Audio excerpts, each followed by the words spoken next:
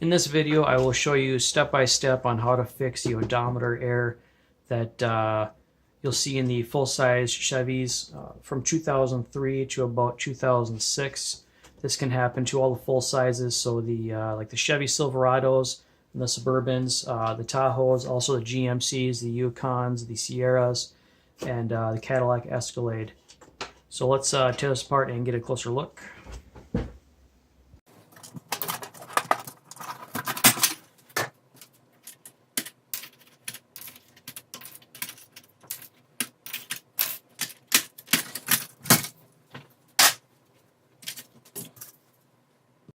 So the cause of the odometer error message is a corrupted EEPROM.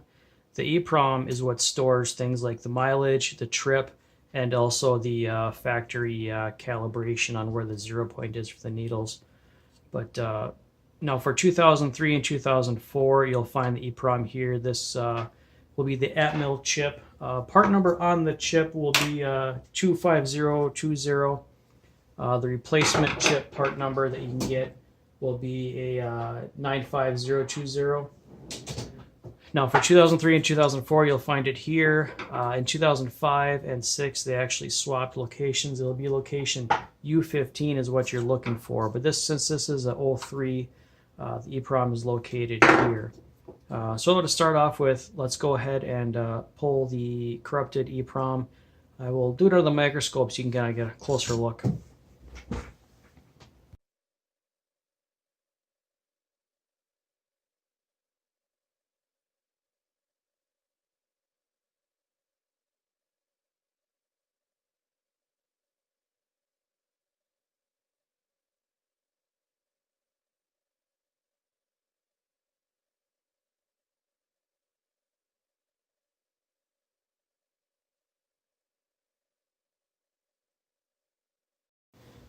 Okay, so I used hot air to go ahead and remove the old EEPROM. And here is the new EEPROM. I'll have the part numbers down below in the description.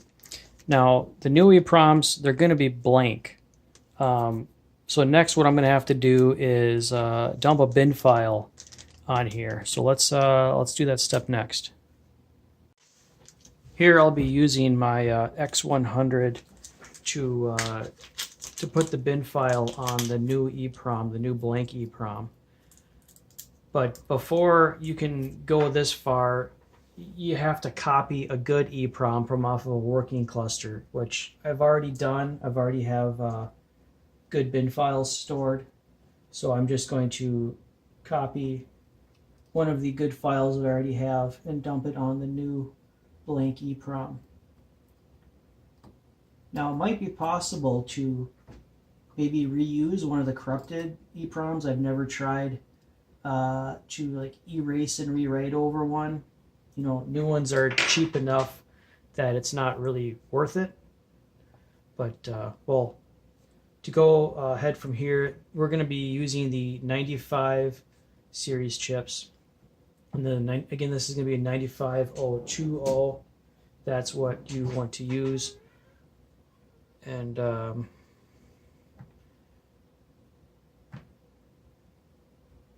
okay, so what we want to do is I'm going to recover. I'm going to find working. Yeah, that should be a good bin right there. Okay, so right now it's loading the file and it's done. All right, so now I can go on to the next step. So now we have a new EEPROM with the new bin file ready to go, except for the next problem. The next problem is the mileage is going to be wrong from the file that I copied. This cluster is going into a vehicle with 150,000 miles. And so the mileage on my copy is going to be wrong. Come on, cat. So I need to use my other tool. This is called a Tacho Pro to make the mileage correct. My X100, the other tool I used, isn't able to change mileage through the EEPROM itself. It can only do it through the OBD2 port. So next, we just got to run through the sequence here.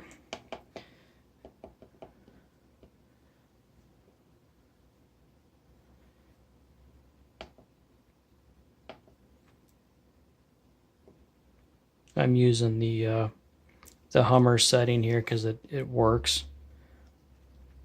So now I have to go to adjust kilometers, and this tool, everything is in kilometers. Since I need 150,000 miles, I need to put in 241,395 kilometers. And there we go. So now we have 150,000 miles on the new EEPROM. So now the next step is to just go ahead and resolder the new EEPROM onto the board. I'm going to do that again under the microscope so you can see what I'm doing.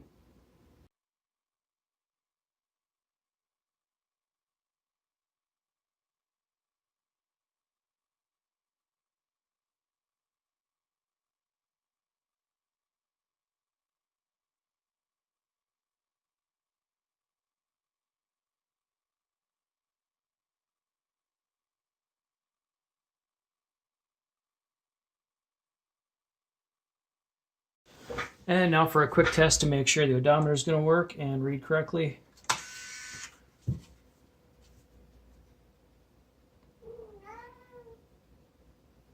There we go, 150. So now I'm just going to go ahead and do a normal rebuild on this cluster. It's got all the typical issues of burned out light bulbs and bad stepper motors and displays that are not lighting up. So I'll go through that and we'll get this thing buttoned up.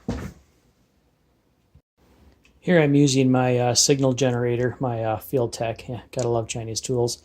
Using my signal generator to spoof the speed sensor signal so I can go ahead and put a couple miles on this thing just to show that it is working. We're going to go ahead and go about 120 miles an hour. I believe internally it reads up to 130. But now we're at, we're going to go ahead and put one more mile on this thing. And any second now it should roll over. There it goes. All right, man, you know, if someone should really probably sell pre-programmed EEPROMs for the do-it-yourselfers that are out there that do have a hot air station but maybe don't want to buy a bunch of extra tools. But someone should do that. Anyways, that's it for this video. Thanks for watching.